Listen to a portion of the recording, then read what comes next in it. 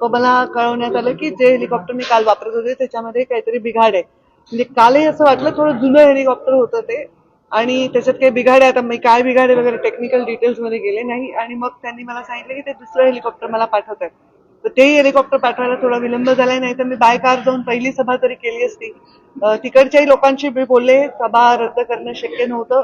लोक वाट बघायला तयार आहेत आणि खरंच आहे की आता ही कार्यकर्त्यांची निवडणूक आहे आणि त्यांच्या पाठीशी आम्ही उभं राहायला पाहिजे. त्यांच्या सभा घेऊन त्यांना ऊर्जा दिली पाहिजे, त्यांना ताकद दिली पाहिजे. तर मी चालले आता सभेला. लेट झालाय 2 तास, पण ठीक आहे, लोक वाट बघायला तयार आहेत. काल तुम्ही वक्तव्य केलं की हेलिकॉप्टरने फिरते आणि आईने देव पाण्यात ठेवलेले आहे. नाही म्हणजे लिटरली देव पाण्यात ठेवले म्हणण्याचा अर्थ असा आहे की माझी आई सतत लँड झाली का, टेक ऑफ झाली का, कारण शेवटी एवढी मोठी दुर्घटना जी झाली आहे ना त्याच्यामुळे सगळ्यांचे मन हादरलेले आहेत किंवा एक टेन्शन लोकांच्या मनामध्ये आहे. असंख्य कार्यकर्ते मेसेज करत होते, ताई विमान वापरू नका, ताई हेलिकॉप्टर वापरू नका.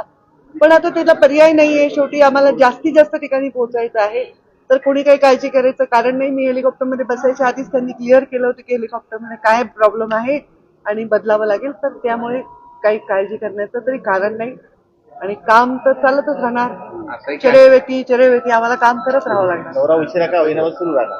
हो, दौरा रद्द नाही होणार. काही झालं तरी दौरा कदाचित शेवटच्या 2 सभा रद्द होतील कारण अंतर खूप आहे, मी पोहोचू नाही शकणार बाय कार देखील. अशी एखादी मोठी घटना घडते त्यावेळेस हेलिकॉप्टर असेल किंवा विमान असेल, लँड करत असताना काळजी वाटते, भीती वाटते किंवा काही मनात काय असतं? आता काल मी त्यानंतर पहिल्यांदा आले. खरं सांगू का, जेव्हापासून अजितदादांचा अपघात झालाय, निधन झालंय, तेव्हापासून मी क्षणोक्षणी हाच विचार करते की त्या सर्वांवर जे विमानात होते त्या लोकांना त्यावेळी काय वाटत असेल, त्यांनी किती भयानक ती भीती किंवा यातना किंवा ते भय अनुभवलं असेल. माझा स्वभाव आहे तो जास्त त्या खोलात जाऊन विचार करत होते. फार आमच्या घरात सर्वजण आम्ही खूप व्यथित आहोत, लहानापासून मोठ्यापर्यंत. आणि मला वाटतं महाराष्ट्रात बऱ्याच लोकांच्या घरी हे चित्र असेल. अत्यंत वाईट वाटलेलं आहे लोकांना. तर नवीन काही दिवस हे वाटणार आहे भय सगळ्यांना की अरे बापरे काय बिघडलं, म्हणजे माहीतच नाही. ते माहीत झालंय की असंही होऊ शकतं. तर वाटणं साहजिक आहे, पण आता त्याला पर्याय नाही आहे. प्रत्येकाला आपलं काम आणि कर्तव्य करावं लागतं. लाडक्या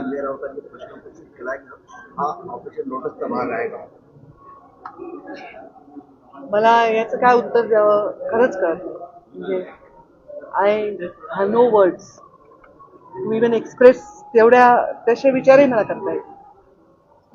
लाडक्या बहिणीच्या योजनेला अजित पवारांचं नाव द्यावं असं त्यांचेच आमदार डिमांड मागणी करतात. तर मुख्यमंत्री नक्कीच याच्यामध्ये निश्चित निर्णय घेतील आणि ते जे योग्य निर्णय घ्यायचा ते त्यांच्या पाठीशी आम्ही राहू. संजय राऊतांनी असं पण म्हटलंय की अजितदादांचा मृत्यू हा रहस्यमय मृत्यू आहे आणि त्याची माहिती लोकांना मिळाली पाहिजे. आता समजा त्यांनी असं म्हणलंय तर याच्यावर मी काय म्हणायचं, माझं काय याच्यात औचित्य आहे बोलायचं.